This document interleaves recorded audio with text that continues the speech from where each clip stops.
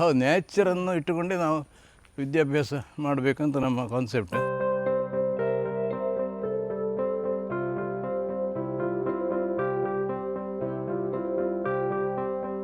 ದೇವಾಲಯ ಅಂತ ಸೂರ್ಯದೇವರ ಒಂದು ಒಳಗೆ ಬಿಡುವುದು, ಸೂರ್ಯದೇವರ ಆರಾಧನೆಯ ಒಂದು ಕೇಂದ್ರ. ನಮಗೆ ಈ ಶಾಲೆ ನೋಡಲಿಕ್ಕೆ ಬಂದ ತುಂಬ ಮಂದಿ ಏನು ಹೇಳ್ತಿದ್ದಾರೆ ಅಂದರೆ, ನೀವು ಇಷ್ಟೆಲ್ಲ ಮಾಡಿದ್ದೀರಿ, ಒಂದು ದೇವಸ್ಥಾನ ಸಹ ಮಾಡಿ ಅಂತ ಹೇಳ್ತಿದ್ರು. ಆದರೆ ಯಾವ ದೇವಸ್ಥಾನ ಮಾಡೋದು, ನೀವು ಯಾವ ದೇವಸ್ಥಾನ ಮಾಡಿದರೂ ಒಂದು ಅಡ್ಡ ಹೇಳ್ತಾರೆ. ನೀವು ಸರಸ್ವತಿ ದೇವಸ್ಥಾನ ಮಾಡಿದರೆ ನೀವು ಗಣಪತಿ ಮಾಡಬೇಕಿತ್ತು ಹೇಳ್ತಾರೆ, ಗಣಪತಿ ಮಾಡಿ ಈಶ್ವರ ಹೇಳ್ತಾರೆ, ಯಾವುದಂತ ಮಾಡೋದು. ಅದಕ್ಕೆ ನಾನು ಮಾಡಲಿಲ್ಲ, 1-2 ವರ್ಷ ಮಾಡಲಿಲ್ಲ. ಆಮೇಲೆ ಒಂದು ದಿವಸ ಐಡಿಯಾ ಬಂತು, ಸೂರ್ಯದೇವರ ದೇವಸ್ಥಾನ ಮಾಡಿದರೆ ಯಾರು ಅಡ್ಡ ಹೇಳುವವರಿಲ್ಲ. ಸೂರ್ಯನಿಗೆ ಇನ್ನೊಂದು ಹೌದು, ಜಗತ್ತಿಗೆ ದೇವರು ಮತ್ತು ಎಲ್ಲ ಮತಗಳಿಗೂ ದೇವರು. ಯಾವುದು ಪ್ರಪಂಚಾದ್ಯಂತ ಸೂರ್ಯನ ಆರಾಧನೆ ಮಾಡ್ತಾರೆ. ಹಾಗೆ ನಾವು ಈ ನವಗ್ರಹಗಳಲ್ಲಿ ಸೂರ್ಯ ಮಧ್ಯದಲ್ಲಿ ಇರೋದು. ನಮ್ಮ ನವಗ್ರಹದ ಚಿತ್ರ ಮಾಡುವಾಗ ಸೂರ್ಯ ಸೆಂಟ್ರ್ನಲ್ಲಿ ಇರೋದು, ಉಳಿದ ಗ್ರಹಗಳು ಸೈಡಲ್ಲಿ ಇರೋದು. ಸೊ ಹಾಗೆ ನಾನೇನು ಮಾಡಿದೆ, ಸೂರ್ಯನ ಸೆಂಟ್ರಿಗೆ ಹಾಕಿ ಸೈಡಲ್ಲಿ ಗ್ರಹಗಳನ್ನು ಹಾಕಿಟ್ಟಿದ್ದೆ. ಗ್ರಹಗಳ ಮೂರ್ತಿಗಳು ಉಂಟು. ಸೂರ್ಯನಿಗೆ ಮೂರ್ತಿ ಮಾಡಲಿಲ್ಲ, ಯಾಕೆಂದರೆ ಸೂರ್ಯ ನಮಗೆ ಕಾಣೋದು ಗೋಲಾಕಾರವಾಗಿ. ಸೊ ಮಕ್ಕಳಿಗೆ ಗೋಲಾಕಾರವಾಗಿ ಸೂರ್ಯ ಕಂಡ ಮೇಲೆ ಮೂರ್ತಿ ಮಾಡಿಟ್ಟಿರೋದು ಹೊಂದುವುದಿಲ್ಲ. ಅದಕ್ಕೆ ಅದು ಆಯಿತು. ಮತ್ತು ನೀವು ಬಂದು ನೋಡಿ. ಈ ಥರದ ಯೋಚನೆ ಅದು ನಿಮ್ಮೊಂದು ಕಲ್ಪನೆಯಲ್ಲಿ ಬಂದಿದೆ ಸರ್? ನನ್ನ ಕಲ್ಪನೆಯಲ್ಲೇ ಬಂದದ್ದು. ಕಲ್ಪನೆಯಲ್ಲಿ ಅಂದರೆ ಆ್ಯಕ್ಚುಲಿ ಇದು ಉಂಟಲ್ಲ, ಈ ಅಂಗಳ ತುಂಬ ಸ್ಲೋಪ್ ಇತ್ತು. ಅಲ್ಲಿಗೆ ಆ ತುದಿಯಲ್ಲಿ ಎಲ್ಲ ಒಂದು 30 ಫೀಟ್ ಡೌನ್ ಉಂಟದು. ಅದೆಲ್ಲ ಕಟ್ಟಿಕೊಂಡು ಮಾಡಿದ್ದು ಅಂಗಳಕ್ಕೆ ಮಾಡಿದ್ದು ನಾನು. ಯಾಕೆಂದರೆ ಒಂದು ಸಣ್ಣ ಇದಕ್ಕೆ ಬ್ಯಾಡ್ಮಿಂಟನ್ ಬಾಲ್ ಆಟ ಆಡಲಿಕ್ಕೆ ಆಗದಿತ್ತು ಅಂತ ಮಾಡಿದ್ದು. ಮತ್ತೆ ನನಗೆ ಖಂಡಿತ ಅದಕ್ಕೆ ಒಂದು 14 ಲಕ್ಷ ರೂಪಾಯಿ ಮುಗಿಸಿದ್ದೇನೆ, ತುಂಬಿಸಿ ಮಣ್ಣು ತುಂಬಿಸಿ ಎಲ್ಲ ಮಾಡಲಿಕ್ಕೆ. ಬರೀ ಒಂದು ಬ್ಯಾಡ್ಮಿಂಟನ್ ಆಡಲಿಕ್ಕೆ ಅಷ್ಟು ಖರ್ಚು ಮಾಡೋದು ಯಾಕೆ ಅಂತೇಳಿ ಆಗ ನನಗೆ ಸೂರ್ಯಾಲಯ ಮಾಡೋ ಐಡಿಯಾ ಬಂತು.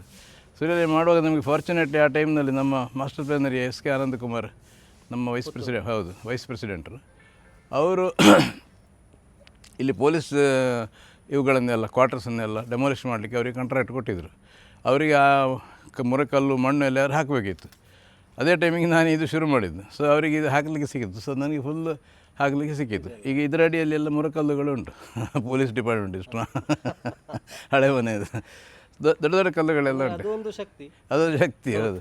ಹಾಗೆ ಇದ್ದ ಕಲ್ಲುಗಳನ್ನೆಲ್ಲ ಎಲ್ಲವೂ ಸಹ ಕಲ್ಲುಗಳ ಮೂಲಕ ಕಟ್ಟಿದ್ದಾರೆ. ಸೆಂಟ್ರ್ನಲ್ಲಿ ಮಾತ್ರ ಒಂದು 13 ಫೀಟ್ ಆಳ ಮಾಡಿ ನ್ಯಾಚುರಲ್ ಮಣ್ಣು ಸಿಕ್ಕುವಲ್ಲಿವರೆಗೆ ಹೊಂಡ ತೆಗೆದು ಮತ್ತು ಶಿಲೆ ಕಲ್ಲೆಲ್ಲ ಹಾಕಿ ಕಾಂಕ್ರೀಟ್ ಹಾಕಿ ಗಟ್ಟಿ ಮಾಡಿದೆ. ಯಾಕೆಂದರೆ ಅಷ್ಟು ದೊಡ್ಡ ಕೂತ್ಕೊಂಡದ್ದು ಒಳಗೆ ಇಳಿಬಾರ್ದಲ್ಲ, ಅದಕ್ಕಾಗಿ. ಇದು ಬೆಂಗಳೂರಲ್ಲಿ ಮಾಡಿಸಿದ್ದು. ಇದು 8 ಕ್ವಿಂಟಲ್ ಉಂಟಿದು, 800 kg. ಹೌದು. ರೌಂಡ್ ಎಷ್ಟು ಚೆನ್ನಾಗಿದೆ ಅಂದರೆ ನೆಲದ ಇಟ್ಟೆಗುಳ್ಳೆ ಓಡಲಿಕ್ಕೆ ಶುರು ಮಾಡ್ತದೆ ಅದು. ಇದು ನೀವು ಮುಟ್ಬೋದು ಬಂದು. ನೀವು ಎಷ್ಟು ನೈಸ್ ಉಂಟು ನೋಡಿ ಅದು. ಇದು ಅಲ್ಲಿ ಬೆಂಗಳೂರಿನಲ್ಲಿ ಕೋಲಾರದ ಹತ್ರ ಗ್ರನೈಟ್ ಕಲ್ಲುಗಳುಂಟು. ತುಂಬ ನೈಸ್ ಇದೆ. ತುಂಬಾ ಅದು ಮಿಷಿನ್ ಮೇಡ್, ಅದು ಮಿಷಿನ್ನಲ್ಲಿ ಮಾಡಿದವರು. ಇಲ್ಲಿ ಮಾಡ್ತಾರೆ. ಇಲ್ಲಿ ಮಕ್ಕಳು ಇದಕ್ಕೆಲ್ಲ ಪ್ರದಕ್ಷಿಣೆ ಬರ್ತಾರೆ.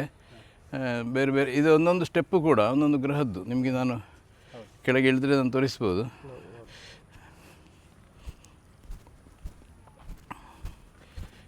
ಇದು ನೋಡಿ, ಸೂರ್ಯ ಆದ ಕೂಡಲೇ ಮೊದಲ ಗ್ರಹ ಬುಧ, ಸೂರ್ಯ ಆದ ತಕ್ಷಣ ಇರುವುದು. ಆಮೇಲೆ ಶುಕ್ರ ಇರೋದು, ಆಮೇಲೆ ಭೂಮಿ ಇರೋದು, ಆಮೇಲೆ ಮಂಗಳ, ಗುರು ಮತ್ತು ಶನಿ. ಈ ರೀತಿ ಈ ಆರ್ಡರ್ನಲ್ಲಿ ಗ್ರಹಗಳಿವೆ ಸೂರ್ಯನ ಸುತ್ತಲೂ. ಸೊ ಅದನ್ನು ನಾನು ಈಗ ಮಕ್ಕಳಿಗೆ ಇದು ಆಸ್ಟ್ರಾನಮಿ ಅಂತ ಗೊತ್ತಾಗ್ತದೆ, ಖಗೋಳಶಾಸ್ತ್ರ ಗೊತ್ತಾಗ್ತದೆ. ಸೂರ್ಯನ ಸುತ್ತು ಗ್ರಹಗಳು ಯಾವ ಆರ್ಡರ್ನಲ್ಲಿವೆ ಅಂತ ಗೊತ್ತಾಗ್ತದೆ. ಮತ್ತು ಇಲ್ಲಿ ಮಕ್ಕಳು ಪ್ರದಕ್ಷಿಣೆ ಬರುವಾಗ ಬುದ್ಧಾಯ ನಮಃ, ಶುಕ್ರಾಯ ನಮಃ, ಭೂಮಿಯ ನಮಃ, ಮಂಗಳಾಯ ನಮಃ, ಗುರವೇ ನಮಃ, ಶನಿಯ ನಮಃ ಅಂತ ಹೇಳಿಯೇ ಪ್ರದಕ್ಷಿಣೆ ಬರ್ತಾರೆ. ಸಹಜವಾಗಿ ನಮಃ ಎಂಬ ಶಬ್ದ ಅವರನ್ನು ಕನೆಕ್ಟ್ ಮಾಡ್ತದೆ ಡಿವೈನ್ ಪವರ್ನ ಜೊತೆ, ದೈವಶಕ್ತಿಯೊಟ್ಟಿಗೆ ಕನೆಕ್ಟ್ ಮಾಡ್ತದೆ. ಸೊ ಆ ರೀತಿಯಿಂದ ಇದು ಮಾಡಿರೋದು. ಸೊ ಇದು ಕಂಪ್ಲೀಟ್ ನನ್ನದೇ ಐಡಿಯಾ, ಬೇರೆ ಎಲ್ಲಿ ನೋಡಿದ ಐಡಿಯಾ ಅಲ್ಲ ಇದು. ಇದಕ್ಕೆ ಮಾಡಲಿಲ್ಲ, ಯಾಕೆಂದರೆ ಸೂರ್ಯನಿಗೆ ಮಾಡೋದು ಬೇಡ ಎಂಬ ಕಾರಣಕ್ಕೆ ಮಾಡಲಿಲ್ಲ. ಸೂರ್ಯ ಅಂದರೆ ಓಪನ್ ಸಿಕ್ಕಬೇಕು ನಮಗೆ. ಹೌದು. ಹೌದು. ಇಲ್ಲಿ ಅದರಿಂದ ಈ ಸೂರ್ಯನಿಗೆ ಮಾಡು ಕೂಡ ಮಾಡಲಿಲ್ಲ, ಗೋಡೆಯೂ ಮಾಡಲಿಲ್ಲ. ಇದಕ್ಕೆ ಸೂರ್ಯಾಲಯಕ್ಕೆ ಒಂದು ಗೋಡೆ ಮಾಡಲಿಲ್ಲ. ಇನ್ನೀಗ ಸ್ವಲ್ಪ ಇನ್ಫಾರ್ಮೇಷನ್ ಹಾಕುವಾಗೆಲ್ಲ ಕಲ್ಲುಗಳನ್ನು ಇಡಬೇಕಂದ್ರೆ ಉಂಟು, ಸ್ವಲ್ಪ ಟೈಮ್ ಬೇಕು, ಖರ್ಚುಗಳು ಸಹ ಉಂಟು. ಮತ್ತು ನೀವು ಎಲ್ಲಿ ಸುತ್ತು ಬಂದರೆ ಇಲ್ಲಿರುವ ಈ ಸಸ್ಯಗಳ ಪೈಕಿ ತುಂಬ ಸಸ್ಯಗಳು, ಔಷಧೀಯ ಸಸ್ಯಗಳು ಕೂಡ ಉಂಟು ಇದರಲ್ಲಿ. ಒಂದು 10-20 ವೆರೈಟಿಯ ಔಷಧೀಯ ಸಸ್ಯಗಳು ಉಂಟು ಇದರಲ್ಲಿ. ಇದು ಬಹಳ ಉತ್ತಮವಾದ ಒಂದು ಔಷಧೀಯ ಸಸ್ಯ, ಗರ್ಗ ಅಂತ. ಅಂದರೆ ಇದೆಲ್ಲ ತಾನಾಗಿ ಬೆಳೆಯುವುದು, ನಾವು ಬೆಳೆಸೋದಲ್ಲ ಅದು. ನೀವು ಆ ಎರಡು ಕಲ್ಲುಗಳ ಮಧ್ಯೆ ಇದ್ದ ಜಾಗದಲ್ಲಿ ಅದು ಹೇಗೆ ಬೆಳೆದಿದೆ ನೋಡಿ ಅದು. ಅಂದರೆ ಇದೇ ಪ್ರಕೃತಿಯ ವೈಚಿತ್ರ್ಯ ಅಂತ ಹೇಳ್ತೇವಲ್ಲ ಹಾಗೆ. ಇಲ್ಲಿಗೆ ಹೆಸರು ಹಾಕಿಟ್ಟಿದ್ದೇವೆ, ಯಾಕೆಂದರೆ ಆ ಶಿಲ್ಪಕಲೆ ಇದು ರಾಹುವಿನ ಮೂರ್ತಿ ಅಂತ ಹೇಳಿ ಗೊತ್ತಾಗಲಿ ಅಂತ ಜನರಿಗೆ. ನಿತ್ಯ ಪೂಜೆ ಏನಾದರೂ ನಡೀತದೆ ಸರ್? ನಿತ್ಯ ಪೂಜೆ ನಾನು ಡೈಲಿ ದೇವರಿಗೆ ಒಂದು ಹೂ ಇಡ್ಲಿಕ್ಕೆ ಉಂಟು, ಎಲ್ಲ ದೇವತೆ ಇದು ನಾನೇ ಇಡೋದು. ಬೆಳಿಗ್ಗೆ ನಿತ್ಯ ಪೂಜೆ ಉಂಟು. ಅದು ಮಕ್ಕಳು ಮತ್ತು ನಮ್ಮ ಸಮ್ಮರ್ನಲ್ಲಿ ಮಕ್ಕಳ ಇದೆಲ್ಲ ಬೆಳಗಿನ ಅಸೆಂಬ್ಲಿ ಎಲ್ಲ ಇಲ್ಲೇ ಮಾಡೋದು. ಇದೆಲ್ಲ ಟ್ರ್ಯಾಕ್ಗಳು ಮಕ್ಕಳು ಕೂತ್ಕೊಳ್ಳಿಕ್ಕೆ, ಒಂದೊಂದು ಕ್ಲಾಸಿಗೆ ಒಂದೊಂದು ಟ್ರ್ಯಾಕ್ ಉಂಟು. ಮತ್ತು ನಿಮಗೆ ಇದರಲ್ಲಿ ಮೇಷ ವೃಷಭ ಎಲ್ಲ ಬರೆದಿದ್ದೇವಲ್ಲ, ಈ ಮೇಷ ವೃಷಭ ಎಲ್ಲ ಬರೆದಿರೋದು ಸಂಕ್ರಾಂತಿಯ ಆಧಾರದಲ್ಲಿ. ಈಗ ಇದು ಮೇಷ ಸಂಕ್ರಾಂತಿಯ ಟೈಮ್ನಲ್ಲಿ ನಿಮಗೆ ಆ ಗೋಲ ಇದೆಯಲ್ಲ, ಗೋಲದ ಕರೆಕ್ಟ್ ಹಿಂದಿನಿಂದ ಸೂರ್ಯ ಮೂಡಿ ಬರ್ತಾನೆ. ಕರೆಕ್ಟ್ ಹಿಂದಿನಿಂದ ಸೂರ್ಯ ಮೂಡಿ ಬಂದು ಇದೇ ಟ್ರ್ಯಾಕಲ್ಲಿ ಸೂರ್ಯ ಹೋಗಿ ಅಸ್ತಮಿಸೋದು. ಅಂದರೆ ಈ ಟ್ರ್ಯಾಕ್ ಸಂಪೂರ್ಣ ಮೇಷ. ಇದಾದ ಮೇಲೆ ಡೈಲಿ ಸೂರ್ಯ ಸ್ವಲ್ಪ ಶಿಫ್ಟ್ ಆಗುತ್ತಾ ವೃಷಭಕ್ಕೆ ಆಗುವಾಗ ನಮಗೆ ಸೂರ್ಯ ಮೂಡೋದೇ ಸಾಧಾರಣ ಈ ಲೈನ್ನಲ್ಲಿ. ಮೇಷಕ್ಕೆ ಮೂಡುವುದಿಲ್ಲ, ಸುಮಾರು ಈಚೆ ಒಂದು ಸೂರ್ಯ ಇಷ್ಟು ಜಾಗ ಇಷ್ಟು ಶಿಫ್ಟ್ ಆಗ್ತದೆ. ಹೀಗೆ ಬಂದು ಇದೇ ಟ್ರ್ಯಾಕಲ್ಲಿ ಹೋಗಿ ಪಶ್ಚಿಮದಲ್ಲಿ ಅಸ್ತಮಿಸೋದು ವೃಷಭ ಮಾಸಕ್ಕೆ, ಮತ್ತು ಪುನಃ ಶಿಫ್ಟ್ ಆಗ್ತಾ ಇರ್ತದೆ.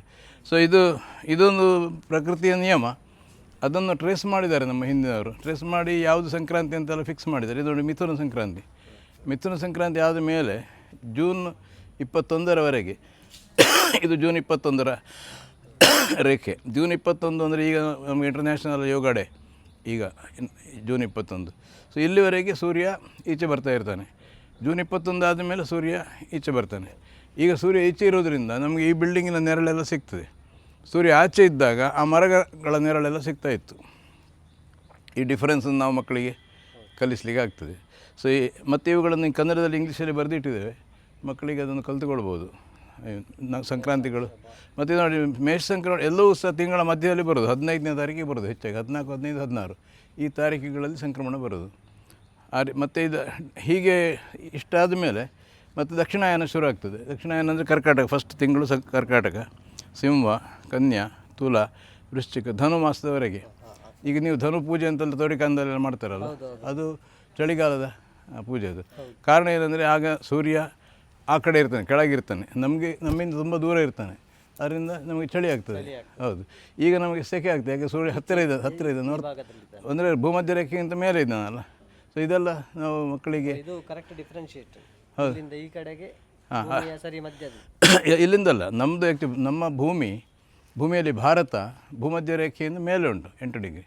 ಹಾಗಾಗಿ ನಮಗೆ ಸೂರ್ಯನ ಉತ್ತರಾರ್ಧಕ್ಕೆ ಬಂದಾಗ, ಉತ್ತರಾಯಣದಲ್ಲಿ ಈಚೆ ಸೂರ್ಯ ಬಂದಾಗ ನಮಗೆ ಹತ್ತಿರ ಆಗೋದು. ಅದೇ ಸೂರ್ಯ ದಕ್ಷಿಣಾಯನಕ್ಕೆ ಹೋದಾಗ ಡಿಸೆಂಬರ್ 22 ಸೂರ್ಯ ನಮಗೆ ದೂರ ಆಗ್ತಾನೆ. ಸೂರ್ಯ ದೂರ ಆದ ಹಾಗೆ ಶಾಖ ಕಮ್ಮಿ ಆಗ್ತದೆ. ಶಾಖ ಕಮ್ಮಿ ಆದಾಗ ಚಳಿ ಹೆಚ್ಚಾಗ್ತದೆ. ಸೊ ಈಗ ಅಲ್ಲಿಂದ ನೋಡಿ, ನೀವೀಗ ಡಿಸೆಂಬರ್ 22ಕ್ಕೆ ನಾವಿಲ್ಲಿ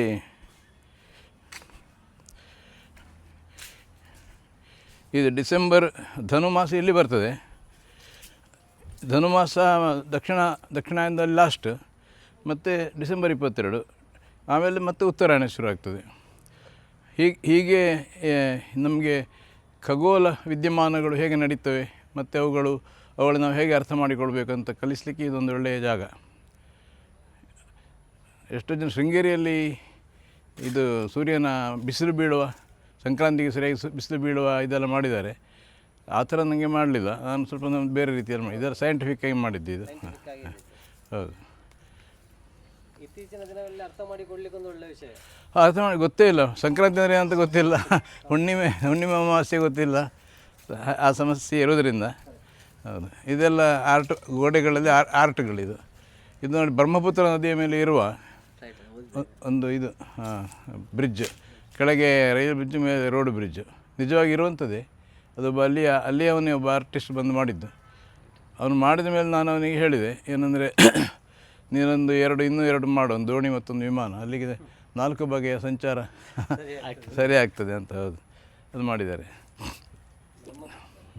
ನಿಮಗೆ ಈ ಚಿತ್ರದಲ್ಲಿ ಒಂದು ವಿಶೇಷ ಕಾಣ್ಬೋದು.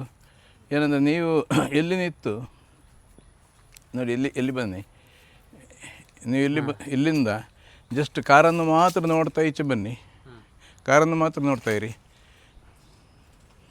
ಕಾರು ಅಲ್ಲಿಗೆ ಸ್ವಲ್ಪ ಸಣ್ಣದಾದ್ದು ಕಾಣ್ಬೋದು ನಿಮಗೆ ಅಲ್ಲ, ಮತ್ತು ಆ ಕಡೆ ರೋಡ್ ಹೆಚ್ಚು ಕಾಣ್ತದೆ ನಿಮಗೀಗ. ಹೌದು ಕಾಣ್ತದೆ. ಹಾಂ, ಅದು ಕಾರಣ ಏನು? ಅದು ಡಿಸೈನ್ ಆ ಥರ ಉಂಟು. ಅಲ್ಲ, ಅದು ಕಾರಣ ಏನಂದರೆ ಗೋಡೆ ರೌಂಡ್ ಅಲ್ಲ. ಅದೇನಾಯ್ತು ಅಂದರೆ ನನಗೆ ಇದು ಕಂಡುಕೊಳ್ಳಿ ಅವತ್ತು ಆರ್ಟಿಸ್ಟ್ ಹತ್ರ ಕೇಳಿದೆ ಇದೆಂತ ಮ್ಯಾಜಿಕ್ ಅಂತ. ಮೈನೆ ಕುಚ್ಬಿನೇ ಗಿಯಾ ಸರ್ ಅಂತ ಹೇಳಿದ. ಮತ್ತೆ ಹೇಗೆ ಅಂತ ನೋಡುವಾಗ ಅಂದಾಯಿತು ಗೋಡೆ ರೌಂಡ್ ಆದ ಕಾರಣ ಅದು. ಬಟ್ ನಮಗೆ ಒಬ್ಬರಿಗೆ ಮ್ಯಾಜಿಕ್ ಒಮ್ಮೆ ತೋರಿಸ್ಲಿಕ್ಕೆ ಆಗ್ತದೆ.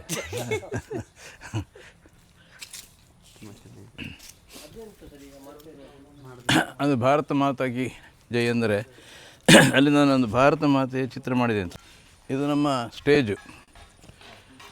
ಈ ಸ್ಟೇಜ್ ಅಂದರೆ ಈ 2 ಮರಗಳನ್ನು ನೋಡಿಕೊಂಡು ನಾವು ಅಂದರೆ ಯಾವುದೇ ಮರವನ್ನು ಕಡಿಲಿಲ್ಲ, ಎಲ್ಲ ಮರ ಉಳಿಸಿಕೊಂಡಿದ್ದೇವೆ. ಹಾಗೆ ಈ 2 ಮರದಿಂದ ಮರಕ್ಕೆ ಒಂದು ಬಳ್ಳಿ ಎಳೆದು ಕಟ್ಟಿ ಒಂದು ಸ್ಕ್ರೀನ್ ಇಳಿಸಿದ ಕೂಡಲೇ ಸ್ಟೇಜ್ ಆಯಿತು. ಈ ಕಡೆಯಿಂದ ಇದು ಸ್ಲೋಪ್ ಇತ್ತು, ಹೀಗೆ ನಾವು ಸ್ಲೋಪನ್ನೇ ಉಳಿಸಿಕೊಂಡದ್ದು. ಸ್ಲೋಪನ್ನೇ ಉಳಿಸಿಕೊಂಡು ಗ್ಯಾಲರಿ ಟೈಪ್ ಕೂತ್ಕೊಳ್ಳಿಕ್ಕೆ. ಮತ್ತು ಅದು ಹೇಗೆ ಮಾಡಿದ್ದೇವೆ ಅಂದರೆ 3 ಫೀಟ್ ಅಗಲ ಮತ್ತು 15 ಇಂಚು ಎತ್ತರ.